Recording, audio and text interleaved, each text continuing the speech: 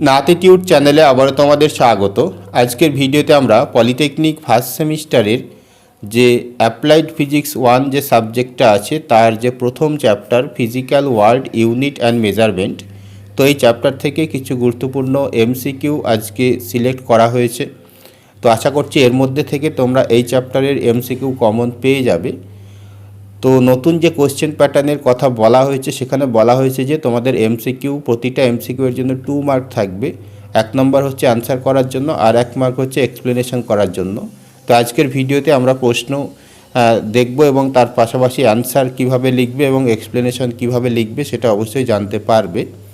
তো তোমাদের যে নতুন কোশ্চেন প্যাটার্ন সেক্ষেত্রে বলা হয়েছে যে যদি 60 মার্কের পেপার হয় তাহলে সেক্ষেত্রে 15টা এমসিকিউ আসবে, ঠিক আছে। তার মধ্যে 15টার মধ্যে 10টা করতে হবে, ঠিক আছে। 10টা করতে হবে, প্রতিটা নাম্বার হচ্ছে 2 করে, অর্থাৎ টোটাল 20 মার্কের এমসিকিউ আসবে, কিন্তু করতে হবে 15টা, ঠিক আছে। আসবে 15টা, তোমাকে 10টা করলেই হয়ে যাবে। তো এখন দেখি আজকের প্রথম যে প্রশ্ন কি আছে। তো এখানে তোমরা দেখতেই পাচ্ছ যে প্রথম প্রশ্নটা কি বলা হচ্ছে যে which of the following is not a fundamental quantity. হ্যাঁ, এখানে যে 4টে অপশান আছে এর মধ্যে কোনটা ফান্ডামেন্টাল কোয়ান্টিটি নয় বা বেসিক ফান্ডামেন্টাল কোয়ান্টিটি নয়। তো দেখো 7টা বেসিক ফান্ডামেন্টাল কোয়ান্টিটি হয়, সেই কটা যদি মুখস্থ করা থাকে তাহলে এই ধরনের প্রশ্ন তুমি উত্তর করে দিতে পারবে, কোনো সমস্যা নেই। তো 7টা বেসিক ফান্ডামেন্টাল কোয়ান্টিটি কি? হ্যাঁ, প্রথমত হচ্ছে কি মাস বা ভর, তারপর দ্বিতীয়ত 2 নম্বর হচ্ছে লেন্থ, তারপর 3 নম্বর যেটা বলা যেতে পারে সেটা হচ্ছে টাইম, ঠিক আছে। 4 নম্বর তুমি এটাকে নিতে পারো টেম্পারেচার, এটাকে 4 নম্বর বলতে পারো। 5 নম্বর লুমিনাস ইন্টেন্সিটি বা দীপন প্রাবল্য বলে বাংলায়। তারপর ইলেকট্রিক কারেন্ট বা যেটাকে বলা হয় তড়িৎ প্রবাহ, তাহলে 6টা হলো। আর একটা হচ্ছে কোয়ান্টিটি অফ সাবস্টেন্ট, এখানে কথাটা কোয়ালিটি আছে, এই জন্য এখানে এই প্রশ্নের জন্য এটাই অ্যান্সার, অপশান ডি হচ্ছে এখানে অ্যান্সার। এখানে যেহেতু বলছে নট এ ফান্ডামেন্টাল কোয়ান্টিটি, তো এটা অ্যাকচুয়ালি হচ্ছে কি কোয়ালিটি মানে কোয়ান্টিটি অফ ফিজিক্যাল মানে সাবস্ট্যান্ট হবে। তো এখানে অ্যান্সার এক্সপ্লেনেশনটা দেখো তাহলে বুঝতে পারবে। Quantity of substance is fundamental quantity not quality of substance, ঠিক আছে। অর্থাৎ এখানে যেহেতু কোয়ালিটি কথাটা বলেছে এই জন্য এটা হবে না, যদি কোয়ান্টিটি বলতো তাহলে হতো। তাহলে 7টা যে ফান্ডামেন্টাল কোয়ান্টিটির কথা বললাম তাহলে কি কি, সেগুলো হচ্ছে এখানে 3টে দেখতে পাচ্ছ, এই 3টে, আর এই একটা 4টে, আর 3টে হচ্ছে কি ওই যে মাস, লেন্থ এবং টাইম। এই কটা যদি মনে রাখতে পারো তাহলে এই ধরনের প্রশ্নের উত্তর করতে কোনো সমস্যা হবে না। তারপর 2 নম্বর প্রশ্ন দেখো, dimension formula of surface tension কি হবে? অপশান এ আছে MLT, option B ML⁻², option C MT⁻²। তো এখানে dimension formula of surface tension মানে হচ্ছে, আমি একটু সংক্ষেপে বলছি, সারফেস টেনশন মানে হচ্ছে ফোর্স বাই লেন্থ, ঠিক আছে। এগুলো পরে প্রপার্টি অফ ম্যাটার বলে যে চ্যাপ্টারটা আছে সেখানে আরও বিস্তারিত আছে, তো সেক্ষেত্রে আমি আরও বিস্তারিত আলোচনা করব। এখানে শুধু এই অ্যান্সারটা করার জন্য কতটুকু দরকার সেটা দেখো। তো সারফেস টেনশনের যে ইকুয়েশন সেটা বলতে পারি ফোর্স বাই লেন্থ, ঠিক আছে। ইউনিট লেন্থের মধ্যে যে পরিমাণ ফোর্স অ্যাপ্লাই হয় সেটাকে সারফেস টেনশন বলা হয়। তাহলে সারফেস টেনশনের যে ডাইমেনশন সেটা কি হবে? ফোর্সের ডাইমেনশন ML⁻² ডিভাইডেড বাই লেন্থের ডাইমেনশন। তো লেন্থের ডাইমেনশন অনলি L হয়, এই জন্য L এবং L যদি ক্যান্সেল হয়ে যায় তাহলে কি থাকছে MT⁻²। তাহলে এখানে অ্যান্সার হবে অপশান সি MT⁻²। এবার অ্যান্সারটা তোমরা কীভাবে লিখবে এবং এক্সপ্লেনেশন কীভাবে করবে সেটাও এখানে দেখে নাও। এই যে এরকম করে এক্সপ্লেনেশন বলে লিখবে, একটু লিখে দিয়েছি আমি এখানে যে as force per unit length is called surface tension, অর্থাৎ একক লেন্থের উপর যে পরিমাণ ফোর্স অ্যাপ্লাই হয় সেটাই হচ্ছে সারফেস টেনশন।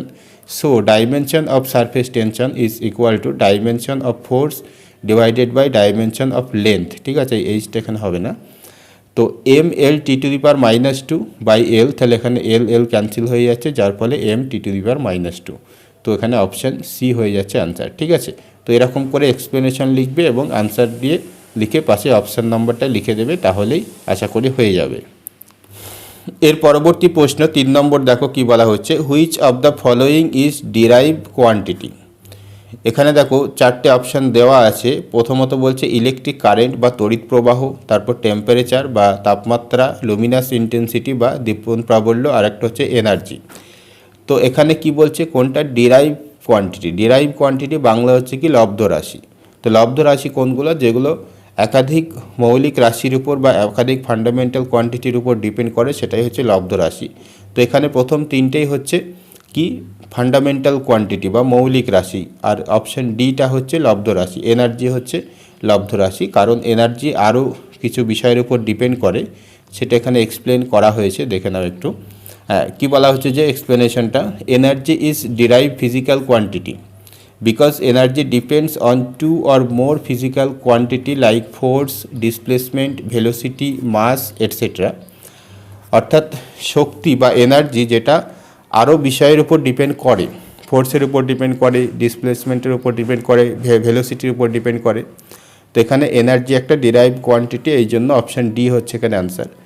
তো আমি একটা এক্সাম্পল দিচ্ছি, এনার্জির একটা এক্সাম্পল। যেমন ধরো এনার্জির একটা ইকুয়েশন হচ্ছে কি হাফ এম ভি স্কোয়ার, গতিশক্তি যেটাকে বলো। তাহলে এখানে আমরা দেখতে পাচ্ছি যে এনার্জিটা এম অর্থাৎ মাসের উপর ডিপেন্ড করছে, আবার ভি অর্থাৎ ভেলোসিটির উপর ডিপেন্ড করছে। তো এটা হচ্ছে কাইনেটিক এনার্জির ক্ষেত্রে এই ইকুয়েশনটা ব্যবহার করা হয়। আবার যখন পোটেনশিয়াল এনার্জির কথা বলা হয় তখন আবার ইকুয়েশনটা অন্যরকম হয়, এমজিএইচ বলে একটা ইকুয়েশন হয়। তো এনার্জির বিভিন্ন রকম ইকুয়েশন হয়, কেননা এনার্জির বিভিন্ন রকম ফর্ম আছে, তাপ শক্তি, তড়িৎ শক্তি, বিভিন্ন রকম ফর্ম আছে। তো প্রতিটা ফর্মের জন্য আলাদা আলাদা ইকুয়েশন। তো যাই হোক, সেটা এখানে ব্যাপার না, এখানে শুধু জানার বিষয় হচ্ছে যে এনার্জি একটা derive physical quantity, it is not a fundamental quantity. Okay, এরপর 4 নম্বর প্রশ্ন দেখো, which of the following is unit of basic physical quantity? এর মধ্যে কোনটা বেসিক ফিজিক্যাল কোয়ান্টিটির ইউনিট? ঠিক আছে, তো আমরা একটু আগে যে 7টা বেসিক ফিজিক্যাল কোয়ান্টিটি বা ফান্ডামেন্টাল কোয়ান্টিটির কথা বলছিলাম, তার মধ্যে এখানে একটা আছে, সেটা হচ্ছে কি ক্যান্ডেলা। তো ক্যান্ডেলা হচ্ছে একটা বেসিক ফিজিক্যাল কোয়ান্টিটি, যেটা লুমিনাস ইন্টেন্সিটি তার ইউনিট, বা বাংলায় বলতে গেলে দীপন প্রাবল্যের এসআই ইউনিট ক্যান্ডেলা। আর বাকি যেগুলো আছে পাস্কাল, নিউটন আর জুল। পাস্কাল হচ্ছে চাপের এসআই একক, নিউটন হচ্ছে বলের এসআই একক, আর জুল হচ্ছে কার্য বা শক্তির এসআই একক। তাহলে ক্যান্ডেলা অপশন সি হচ্ছে এখানে রাইট আনসার। এক্সপ্লেনেশনটা কি করা হয়েছে, candela is a basic fundamental physical quantity, basic or fundamental physical quantity because it does not depend on any other physical quantity.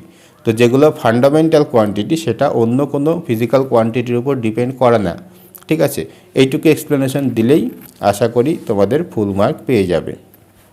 এরপর 5 নম্বর প্রশ্ন দেখো, the physical quantity which has dimensionless unit in SI.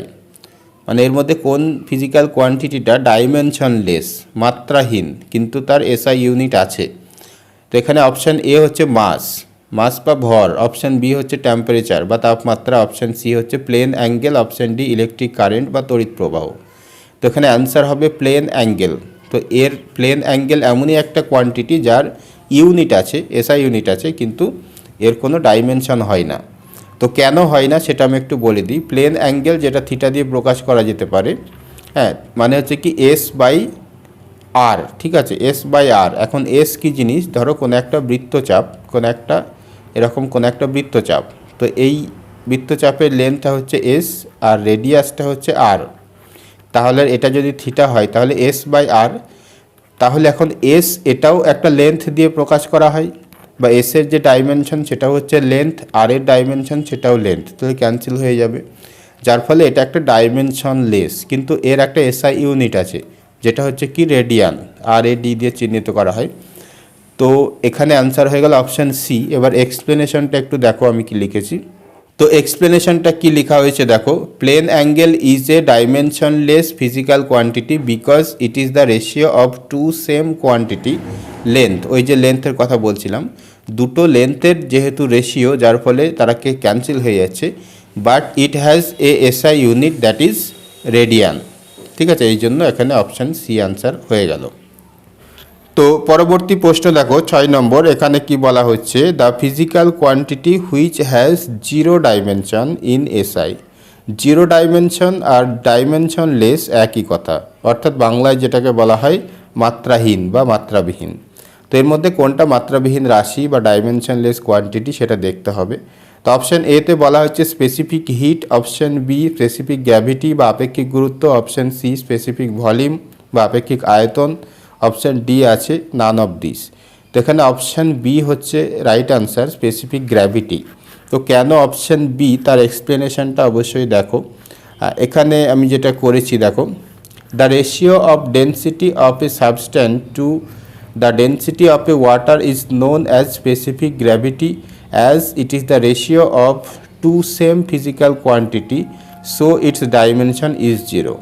অর্থাৎ এই যে specific gravity এটা হচ্ছে দুটো same কোয়ান্টিটির ratio, দুটো ডেনসিটির অনুপাত, একটা কোনো একটা পদার্থের ডেনসিটি আর একটা জলের ডেনসিটি, যার ফলে এর যে মাত্রা যখনই আমরা অ্যানালিসিস করব তখন নিচে আর উপরে সেম আসবে, যার ফলে সেটা ক্যান্সেল হয়ে যাবে। ঠিক আছে, এই জন্য এটা একটা মাত্রাবিহীন কোয়ান্টিটি, অপশান বি হয়ে গেল এখানে রাইট অ্যান্সার।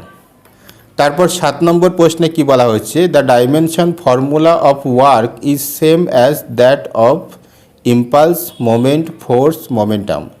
অর্থাৎ এই নিচের চারটির মধ্যে কোনটার ডাইমেনশন ওয়ার্কের সাথে সেম বা কার্যের মাত্রা এবং নিচের কোনটার মাত্রা একই। এখানে অপশান হবে অপশান বি মোমেন্ট। ঠিক আছে, তার কারণ হচ্ছে দুটোর মাত্রা সেম। তো কিভাবে সেম সেটা একটু দেখানো হয়েছে এখানে। তো এখানে এক্সপ্লেনেশনটা দেখো তাহলে বুঝতে পারবে। ডাইমেনশন অফ ওয়ার্ক বা কার্যের ডাইমেনশন কি, বলের ডাইমেনশন ইন্টু লেন্থের ডাইমেনশন। তো এটা আসছে কি M L square T to the power -2। আবার ডাইমেনশন অফ মোমেন্ট, মোমেন্টের ক্ষেত্রেও একই, বল ইন্টু একটা ডিস্টেন্সকে বোঝায়, তো সেক্ষেত্রেও M L square T to the power -2। তো মোমেন্ট এবং ওয়ার্ক দুজনের মাত্রা একই। ঠিক আছে, যদিও বিষয়ের কনসেপ্টটা আলাদা কিন্তু মাত্রাটা একই হয়। তো এখানে আনসার বি হয়ে গেল আনসার। তারপর পরবর্তী প্রশ্ন যেখানে কি বলা হচ্ছে, which pairs have the same dimension. আচ্ছা, এর মধ্যে কোন দুটো ডাইমেনশন সেম। প্রথমে আছে টর্ক অ্যান্ড ওয়ার্ক, তারপর হচ্ছে স্ট্রেস অ্যান্ড এনার্জি, তারপর হচ্ছে ফোর্স অ্যান্ড স্ট্রেস, তারপর হচ্ছে ফোর্স অ্যান্ড ওয়ার্ক। ঠিক আছে, তো এখানে অপশান এ আনসার হবে। টর্কের যে ডাইমেনশন ওয়ার্কের ডাইমেনশন একই, টর্ক, মোমেন্ট, ওয়ার্ক সব একই ডাইমেনশন, কনসেপ্টগুলো অবশ্যই আলাদা। তো এখানে এক্সপ্লেনেশন কি করা হয়েছে, dimension of both of torque and work is M L square T to the power -2 into L, অর্থাৎ M L square T to the power -2। তো এখানে অপশান এ হয়ে গেল রাইট অ্যান্সার। তো আশা করি বুঝতে পেরেছো। তারপর 9 নম্বর প্রশ্নে যেটা বলা হচ্ছে, dimension of angular velocity is 0, L to the power 1, L to the power 1, T to the power 1, T to the power -1। তো এখানে অপশান ডি আনসার হবে। তো কিভাবে হবে সেটা আমি দেখিয়ে দিয়েছি, এক্সপ্লেনেশনটা দেখো ভালো করে বুঝতে পারবে যে অ্যাঙ্গুলার ভেলোসিটির যে dimension T to the power -1 কী করে আসছে। অ্যাঙ্গুলার ভেলোসিটি মানে হচ্ছে কি থিটা বাই টি, যে কত পরিমাণ অ্যাঙ্গেল কভার হচ্ছে টি সময়ে, সেটাই হচ্ছে অ্যাঙ্গুলার ভেলোসিটি। তো এখানে সব লিখে দেওয়া হয়েছে, থিটা হচ্ছে অ্যাঙ্গুলার ডিসপ্লেসমেন্ট বা অ্যাঙ্গেল, আর টি হচ্ছে টাইম টেকেন। ঠিক আছে, তো ডাইমেনশন অফ অ্যাঙ্গুলার ভেলোসিটি মানে কি থাকবে, এখানে দেখো থিটার নিচে হচ্ছে একটা কি ডাইমেনশন লেস কোয়ান্টিটি, যেহেতু এটা প্লেন অ্যাঙ্গেল যেটা আজকের প্রথম দিকে আলোচনা করা হয়েছে। তো থিটার কোনো ডাইমেনশন নেই, কিন্তু এই যে টি এর ডাইমেনশন আছে সেটা হচ্ছে কি ক্যাপিটাল টি দিয়ে প্রকাশ করা হয়, এই জন্য 1/t। তো 1/t মানে হচ্ছে টি ইনভার্স, যার ফলে টি ইনভার্স হচ্ছে অ্যাঙ্গুলার মানে ভেলোসিটির একটা ডাইমেনশন। তো এখানে টি ইনভার্স অপশান ডি হয়ে গেল রাইট আনসার। তারপর 10 নম্বর প্রশ্ন দেখো, the dimensional formula of stress is the same as that of energy, pressure, force and surface tension. অর্থাৎ স্ট্রেস এর সঙ্গে কার ডাইমেনশন সেম, একই নিচের এইগুলোর মধ্যে, এনার্জি বা শক্তি, প্রেশার বা চাপ, ফোর্স বা বল, আর সারফেস টেনশন বা পৃষ্ঠটান। তো এই প্রশ্নটা আশা করি তোমরা পারবে, এটাই আজকে তোমাদের হোমওয়ার্ক হিসাবে দেওয়া থাকলো। তো যারা পারবে অবশ্যই একটু কমেন্ট করে জানিয়ে দিও। আর তোমরা অনেকেই পিডিএফের কথা বলছিলে, তো সেক্ষেত্রে বলে রাখি পিডিএফ এরকম করে প্রত্যেক ভিডিওতে দেওয়া তো সম্ভব না, এই জন্য সমস্ত চ্যাপ্টার একসঙ্গে একত্রিত করে একবারে দেওয়া হয় এবং তার জন্য কিছু টাকা পয়সা নেওয়া হয়। যেমন ম্যাথেরটা কালকে পাবলিশ করা হয়েছে, ম্যাথের যে ফাইনাল সাজেশন, তো সেটা যারা দেখোনি অবশ্যই কালকের ভিডিওটা দেখে নেবে। তো এখানে এন্ড স্ক্রিনে দেখবে তোমরা, এখানে লিঙ্ক থাকবে প্লেলিস্টের, সেখান থেকেও দেখতে পারবে। তো আজকে ফিজিক্সের প্রথম চ্যাপ্টার থেকে 10টা প্রশ্ন মোটামুটি কভার হয়ে গেল। তো এরপরে আরও কিছু প্রশ্ন আছে, সেগুলো পরবর্তী পার্টে হবে। এই জন্য চ্যানেলে যারা নতুন আছে অবশ্যই চ্যানেলটাকে সাবস্ক্রাইব করে রাখো। তো আজকের মতো এই পর্যন্তই।